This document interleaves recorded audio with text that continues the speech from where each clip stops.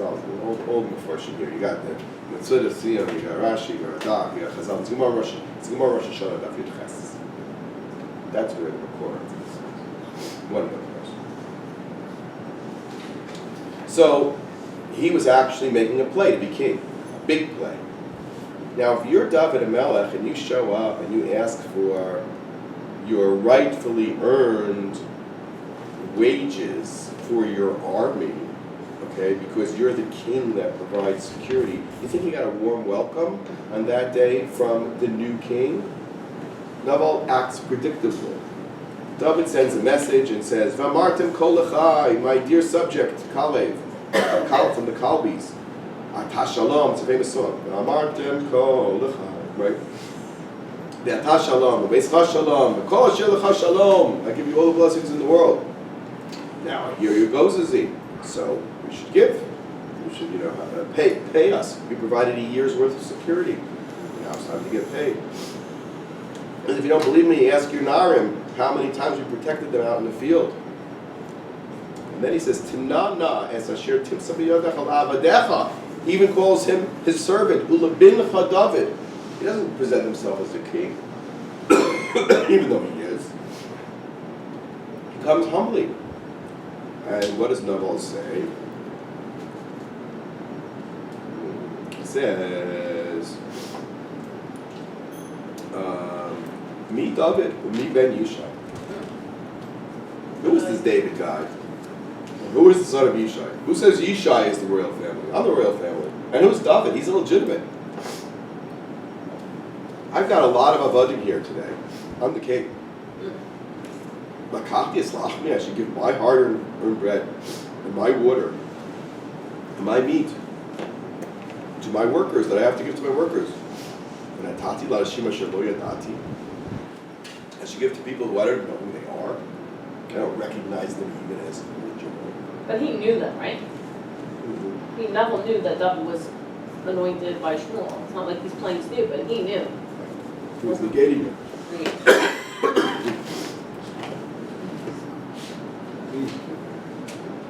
So by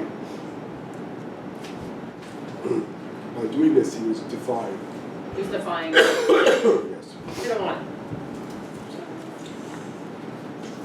Okay, with David's reaction, what would be your reaction? You're the anointed king. This guy just blew you off. You need to feed your soldiers. What do you do? Demand it. What? Demand it. You pay. Or you're gonna have it. it's a moed be'malchus. That's what David does. He says, I'll learn from here that he deliberated as head of Sanhedrin. His men included the leaders of Sanhedrin. They passed in a death penalty based on moed be'malchus. Everything that this man has, a king is allowed to take. A king can take whatever he wants. He's obligated to provide him food and men, and that's the rules of the king. That's what they all accepted when they were going to show. David takes his 400 men, ironically 400 men. Why is 400 men interesting? Who else had 400 men with him? Asa. And what do we associate Asa with? Legitimate war or illegitimate war? His 400 men. It says, Chigru ish charbo. Put on your sword. But they say it means also a halachic war. They had a debate in the Sanhedrin what the din was. So we're going to kill him. Now, one of the Narim told Avigail what's going on. He says, your husband just did a real boo-boo. He did a real mistake. And I think that we're going to be in trouble. I think David's going to come after us. So what does she do? What does she do? Listen to this. Vatimaher. She gets the work. Vatikach matayim lechem. She takes 200 breads. Ushnayim nivlayayin. 2 giant barrels of wine. Chamesh son asuyos. Ready-made sheep. Some say it was like the carbon vessel. Chamesh sein kali. She had, that's wheat, cracked wheat. Umeat Simukim, also she also gave dessert. Umatayim Tevelim, these big fig things, So it was a really nice meal, right? It wasn't just bread and water, which is all Novel would have given. In fact, Chazal say that he gave the 10 men who came to ask for food on Rosh Hashanah 10 drinks of water. Everybody got a glass of water. Isn't that nice? Wow. And for that, he was given 10 more days to live. The more he would have given, the more life he would have had. Okay, but she hurries. She's riding on these transport donkeys, which were like the trucks in those days. And she's coming down this side of the mountain, and David, with his men who are coming to kill them, comes down the other side of the mountain, and they meet in the valley. And David starts his complaints to her. He says, what is going on over here? What did your husband do? And he says something very, very seemingly vulgar. Listen to this. He says, Ko yaseh, opposite of the bracha. What did he say? V'amartem kol l'chai, l'beitcha shalom. He gave him such a bracha. Now the reverse. Ko yaseh Elohim l'oivei David, meaning to you guys. V'cho yosif im ashir mikol ashir lo ad boker. There's not going to be one remaining what? Mashtin bekir. What does it mean, mashtin bekir? For those of you who know matter in Hebrew. No. Urinates on the wall. What animal urinates on the wall? Dogs. I'm not going to leave one dog alive. So he's calling him what? A dog. Not a kalbi from the royal house of Kalev, but what he really is acting like, a kelev. And by the way, what do you throw a kelev? It says in the Torah that you have a dead animal, right, which is known as a nevela. What do we say? Lekelev tashlichu noso. So there's a little irony in the words here, naval and kelev, because they go together. What does a kelev get but a nevela? Whoa, those are very harsh words. The Targum says it doesn't mean that. It means human beings whose heart pours blood on the sides of the walls of the heart. Okay, very, very nice. But David's telling that to Abigail. He's nowhere near. He says, I'm about to come and kill that dog husband of yours. Dead dog. So what does she do? Now she gets her seichel into play.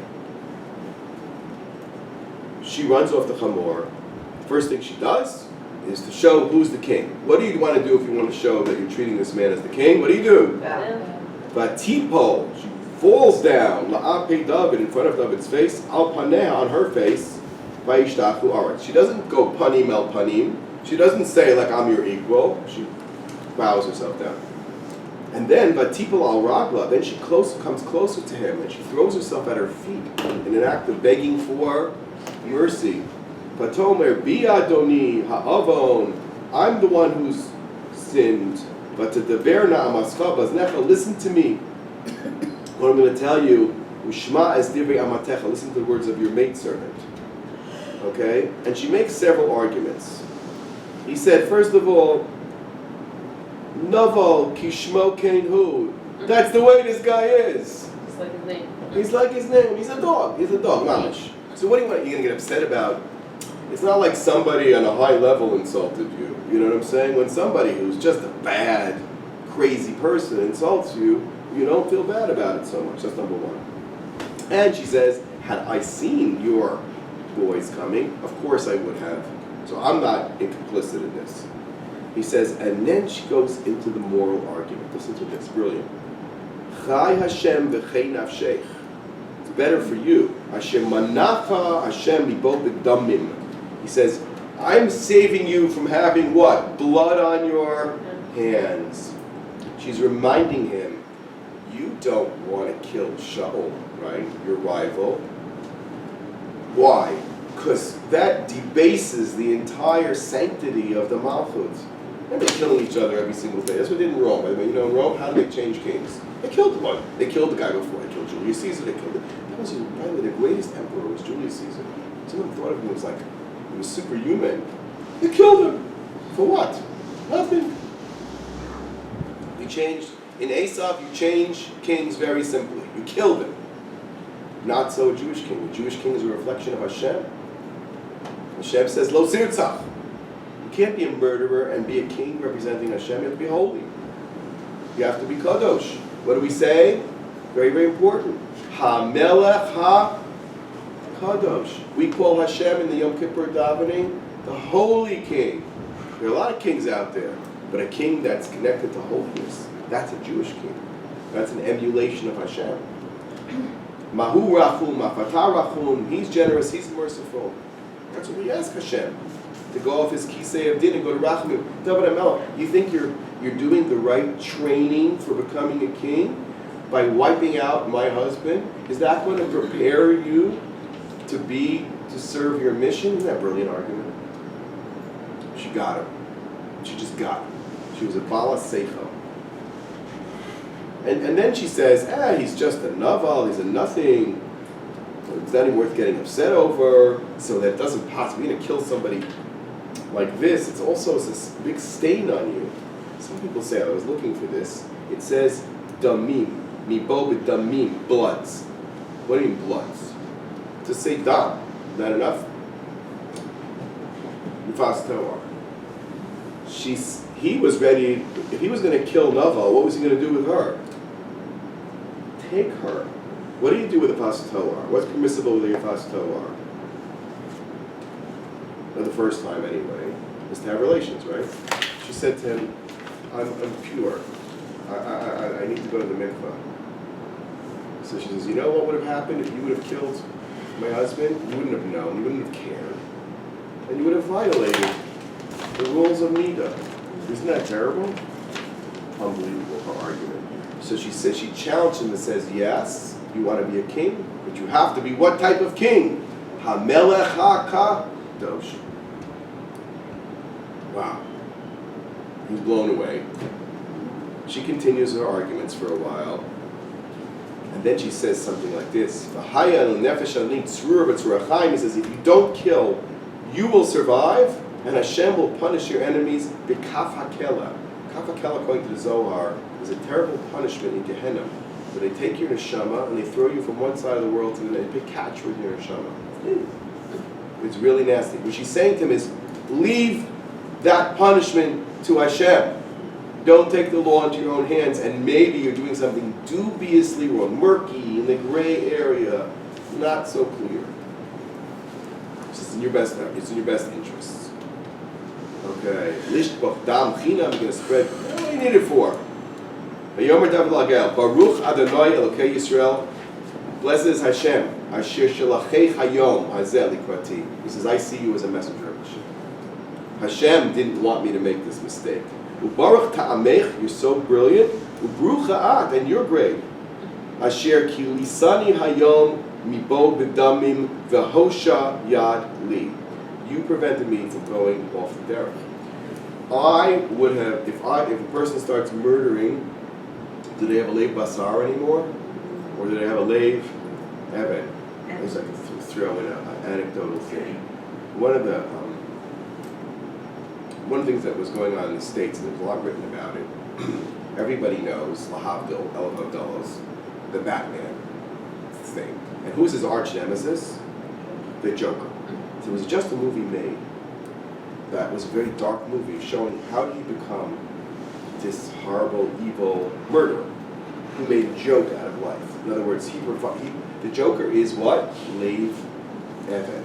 And it shows a man who had a lot of serious and unfortunate events in his life. He was a victim, he was ridiculed, and eventually somehow he was given a gun to protect himself against further ridicule and harm, and that gun is used to kill people who are going to harm somebody else, and then he becomes just this murderer. He ends up murdering his own mother, and then it just doesn't matter anymore. Someone who murders their mother, this doesn't have a leiv anymore. It's heartless murderer. It's all a joke. He said, my life is just a joke. Life is a joke. I don't have to take life seriously. There's no kedusha in life. It's all nevela. It's naval. This is a really big thing. And they're speaking about it a lot because it's true. That's how far the human heart can descend easily if you don't watch. And that's what she didn't want to happen to David. Okay, So it was more of her, it wasn't like she wanted to save her husband, it was more like preserve the king? Like, was she really protecting Naval, or was it more like? She was really protecting Naval, but she did it with a brilliant argument. To make him realize it. To make him realize that it was not beneficial to him. It's not worth staining himself with this thing. And not that he's wrong, because the psak halacha was that it was mutter. But remember, this is a key point in Rosh Hashanah Yom Kippur, and that's maybe why she's also a heroine of the 10 days. There's kapara, and then there's tshuva. Kapara means, that's the halacha, you're off. Like you go to court, acquitted, does that mean you're a good guy? Was O.J. Simpson a great guy? Was he acquitted? Yes. Does that mean he really did tshuva? Tshuva's another story altogether. That's the cleansing of your heart. That's the melech hakadosh. That's the leiv basar. You got to have a leiv basar to do tshuva. Ooh, you have feelings. What is the implications of this? What am I turning into? What's happening to me because I did these averos? What have I become? How have I menaveled myself? How have I made myself like a novel, like a despicable? I've done despicable things that have brought me down to the level of a kelev and not a person. That's true. But Abigail is the one who reminds you that beyond being right, there's being holy. And that's why Abigail is such an important person. She's the via of the Seres Yemei Tshuva. Because she's coming to remind you, and you may think that you're right, but you have to not only be right, you have to be holy. Like I tell in marriage counseling, couples come in and they'll say, I'm right. Everything that I said about them is right. I said, sure. She said, do you want to be right or do you want to be married? You have a choice. There are lots of divorced couples that are right. He's right, he's right, he's right. There's nothing to do with it. You need shalom. You don't need emes. You need shalom. Truth is always Lashon Hara. Lashon Hara is always true. If it's not true, it's called Motzi Shema. Lashon Hara is always true, but it's the most destructive force in the world. Did Abigail know that she was going to marry David at that time? That was part of her nevuah. She knew Joseph. And that's why they changed her name on one instance to Abigail. Now, Abigail means revealed, right? She sort of did a little indecent revelation of herself, because I'll criticize her, because she kind of hinted that she wanted to be his wife. And they said, that meaning, I'm your Vas Toar, here I am, take me back to Jerusalem. And that was premature, even though she was a Neviah. So she's also not completely above criticism, right? So again, she needed to wait so that there would be no moral blemish on their union. Just like she told him, I'm not pure right now. I need to wait to go to the mikvah. How many days? 7 days, right? Go to the mikvah. 7 days. By the way, Moshe Shapiro says, and this is also the fool, he says, everything is always 7 days in the Torah. Why do we have 7 days of tshuva? Isn't that a great question? What do we have Seres Yemei Tshuva for? It should be 7 days of tshuva. It really is. What? It really is. And by the time Rosh Hashanah is over, it's 7 days to Yom Kippur. That's true. And also, there's a Shabbos in there, So he says an interesting thing. He says, you know what? Beyond the regular Malchus, which is the 7 Spheros, there's 3 other Spheros. One is called Chachma, Bina, and Das. That's the deep inner recesses of the human mind. It's where our neshama resides. So it's not external, it's internal. Like your brain is not visible. Your hands are visible, your legs are visible, the other symbols of those spheros are very visible. Your brain is not visible. Your thoughts are not visible. He says there's a tshuva that goes on Yom Kippur that is not just kapara only, but deep tshuva. It cleanses all the way back to your thoughts and your consciousness and your intentions, and not what you do and say only. You may have said and done all the right things, but what were you really thinking? What was your motivation? Or were you really pure? And how do I clean up that stuff? That's the magic of Yom Kippur. But it was pulled out an extra 3 days, the deep cleansing. Not an external cleansing, a deep one. Okay? On that note, and we're almost done, it says, Vayiba Boker, she goes back to him and he's drunk, reveling in his coronation, in what he thinks is his coronation. He's drunk. He's in a complete world of fantasy. He's drugged. Vayiba Boker latzeis hayayin minavo vatagei lo ishto es advar ma'elo. She told him what happened. Why did she tell him what happened? Why does she need even to go into it? Well, he's going to find out. Why did you take my... Remember, he's a miser. He doesn't want to give away a penny. She gave away quite a bit of money, thousands and thousands and thousands of dollars. So she says to him, listen, I had to do it because your life was in danger. And what is his reaction? Listen to this. V'yamas libo b'kirbo v'hu haya le'aven. And he became like a heart of stone. Meaning, did he respond? Did he agree that the Melech is David and not him? And then Hashem kills him on Yom Kippur. He dies on Yom Kippur. He dies what? He dies on Yom Kippur, 10 days How later. does he die? It's Vayigov Hashem. He died of some sort of illness. Vayigov Hashem is Naval Vayamos. By the way, the word Vayigov is used for an animal, how an ox is killed somebody. He was killed like in an animalistic way. Like a kelp. And then David sends messengers and brings Abigail. And they are married. And what's the first thing David does after he marries her? Takes another wife. Ves Achinoam lakach David v'Yisrael v'tiena lo gam shneihem lo nashim. I don't really understand that. She was such a wonderful, perfect wife. Why did he? The first thing we see is he takes another wife. It's another wife or a concubine? No, a wife. A wife. Gam shneihem lo nashim. Did he know she was a Navi? Nope. I have a feeling it's because she had so much power, so much influence on him, that he was afraid of what it says in the Mishnah. The Mishnah in Sanhedrin says that David only had 18 wives, right? No king is allowed to go over 18 wives. Lo yarbalo nashim, it says in Torah, right? Lo yarbalo nashim can't have more than 18. They learned it from David because he had 6. And the kahena, Hashem should give you like 6 and 6 more. And then the Mishnah says an incredible thing.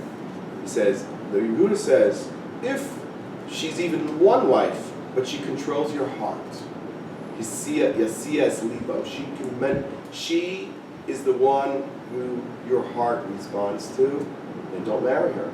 Because a king ultimately cannot be king if he's subservient to his wife's will. Because the wife and Hashem might not have the same agenda. And what's he going to do? But then Hashem says, so they said, well, what's this limit of 18? If we're worried about one wife, what do we got to talk about 18 wives? He says, you know what? So listen to this. The Mishnah says, Afilu ka'Abigail. Even if the woman is like Abigail, you can't add her. Now, if you learn that Mishnah, it seems very random. But now having learned this, it's not random at all. What's Abigail's ultimate godless as a queen? She directs his heart away from Hashem or towards Hashem? What's the main problem of a king having wives? Shema Yasuras Libo. She'll take their heart away from Hashem. Much like Shlomo had all these foreign wives. They kind of influenced him, leave him alone, let them do a little bit of Avodah Zarah. They influenced him in a negative way. She's the ultimate positive influence. But the halacha is 18 and no more. They'll say, but an Abigail? She's the one that's going to keep me on my path. No, because that's what Hashem said. And the first thing a king has to know is, first consideration is what Hashem says. Right slightly behind is my wife. Very small distance between Hashem and my wife. A hair's breadth. And I don't want her to think that there's anything really less than. But that's what David does. Afilu ka'Abigail. Now, what do I want to just end with this? I just want to end on a note, 2 minutes. The world is in a huge, almost comical dilemma of who is the king. Tell me where we're wondering who's the king. Give me some examples. In Israel, we don't know who the king is. And in America, they're trying to impeach the king with all their energy and strength. You're not the melech, you don't deserve to be melech, you're not just like I said about David, you're not legitimate, you don't really own it, you're not legitimate. Netanyahu, you're indicted, you're not legitimate. It's the story of the world today. But it's the story of every Aseret Yisrael. So we got to follow Abidai, and I'll leave you with this point. You're supposed to daven on Yom Kippur for the Beis Hamikdash. You'll notice that it's part of your tefillos. Okay? It's not just about me and my family, and I should have parnasa, and I should have done this one of my neighbor and the community and Klal Yisrael and blah blah blah. You have daven for the Beis Hamikdash should be rebuilt, because every generation the Beis Hamikdash is not rebuilt. It's our problem. It's part of our responsibility. In the Beis Hamikdash, there were a lot of kelim. There were a lot of different things. And they were marked with language. But there were 3 languages used in the Beis Hamikdash: Hebrew, Aramaic, and Greek.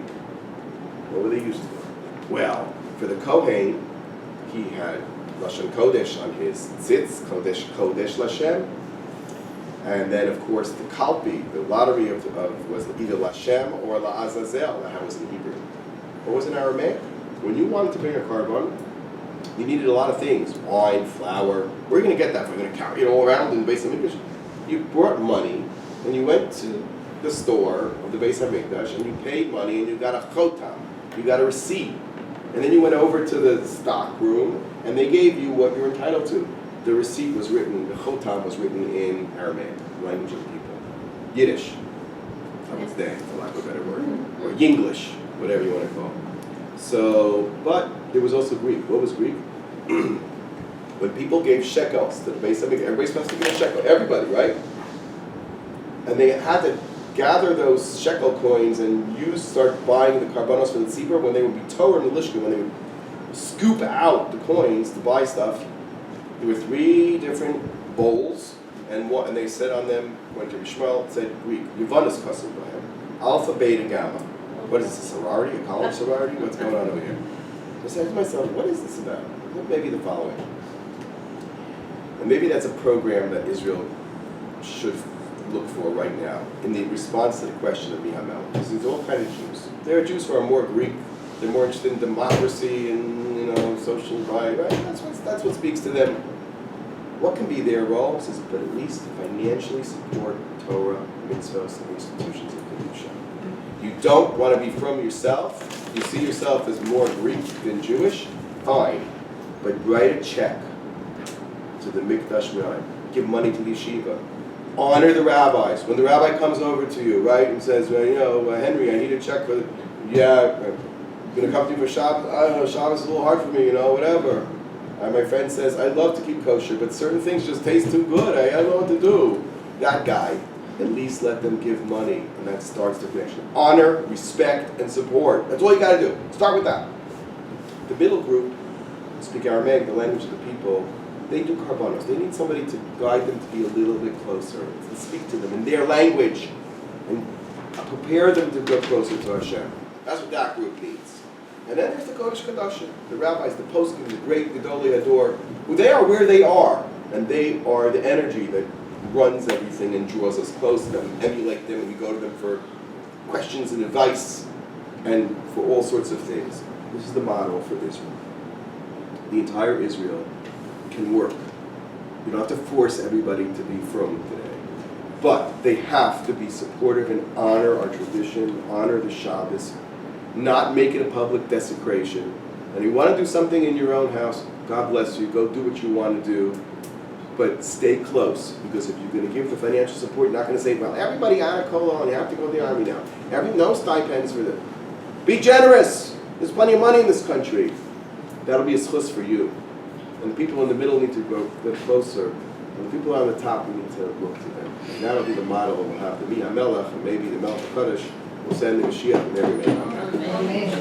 It's also like Torah, I'm not sure to be written in Greek.